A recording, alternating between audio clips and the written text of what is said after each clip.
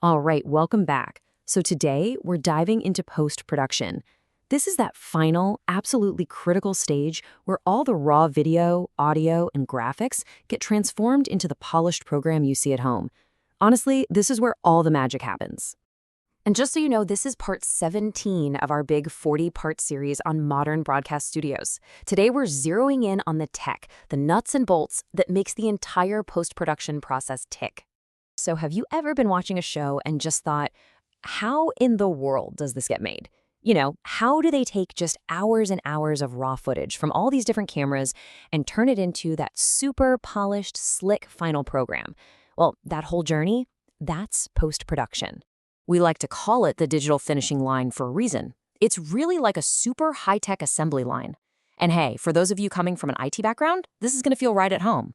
We're talking powerful computers, blazing fast networks, and just massive amounts of storage, all working in concert to turn that raw potential into a finished product. And this right here, this really paints the picture, doesn't it? On one side, you've got the raw materials, these huge, kind of messy, unstructured files. But on the other side, a completely polished story, all color-corrected and ready for broadcast. So what are the tools that get us from point A to point B? Let's dig in. Okay, so to make that leap from raw to refined, the creative pros out there have a whole toolkit of specialized software. You can think of these as their digital chisels and paintbrushes, the things editors, colorists, and artists use to literally shape the final program. The absolute heart of this toolkit is what's called the nonlinear editor, or NLE for short. We're talking about software like Adobe Premiere Pro or Avid Media Composer. This is where the story actually gets built piece by piece. And that word nonlinear, that's the magic word. It means an editor can instantly jump to any point in the footage they want. But what's really crucial here is that these systems are built for teamwork. Multiple editors can all tap into the same media on a shared network and work on the same project at the same time. It's a game changer. All right, next up, color. And look, this is so much more than just fixing mistakes. This is about creating a mood. Think about it. Is the show a dark, gritty crime drama, or is it a bright, sunny romantic comedy? That whole vibe is set right here during color grading. And let me tell you, this process is a beast. It requires a ton of computing power, plus specialized, perfectly color-calibrated monitors, all sitting in these carefully controlled lighting environments. It's serious business. And then, of course, you've got visual effects and graphics, or VFX. This is everything from the cool title sequence at the beginning of the show to some really complex digital effects. Now, for the really heavy-duty stuff, post-production houses use something called a render farm. And for you IT pros listening, that concept should ring a bell. It's basically just a big cluster of servers all working together in parallel to crunch through the data and speed up the rendering time. Super cool. So when you think about it, you've got all these different pieces of the puzzle. The raw footage, the edited versions, all the graphics, the audio tracks. It all adds up to a just astronomical amount of data.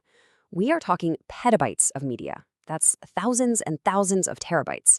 So the big question is, how on earth do you keep all of that organized and not lose your mind? Well, that's where this amazing tool called a Media Asset Management System, or MAM, comes into play. And this is not just a bunch of folders on a server, okay? It is a super intelligent, searchable library for every single asset. A MAM keeps track of every piece of media, what format it's in, who made it, where it's been used, all that good stuff.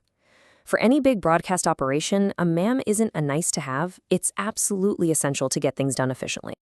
Okay, so we've seen the tools in the toolbox. Now let's actually look at the process. We're going to follow a single clip on its journey through this whole digital assembly line, from the moment it leaves the camera to the moment it hits your screen. So the journey kicks off with ingest. This is where the raw footage gets pulled in, and right away they create these low-resolution proxy copies. That just makes the whole editing process way faster.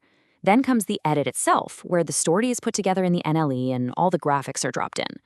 After that, we hit the audio mix to make sure every line of dialogue, every sound effect is perfectly clear and balanced. Then the color grade to set that mood we talked about. Now here's a really critical technical step, the conform.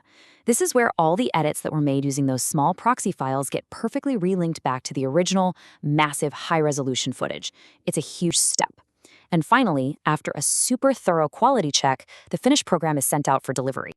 Okay, now for the part that's really going to speak to our technical audience out there. Let's be clear. None of this amazing creative work would even be possible without an incredibly powerful IT infrastructure backbone.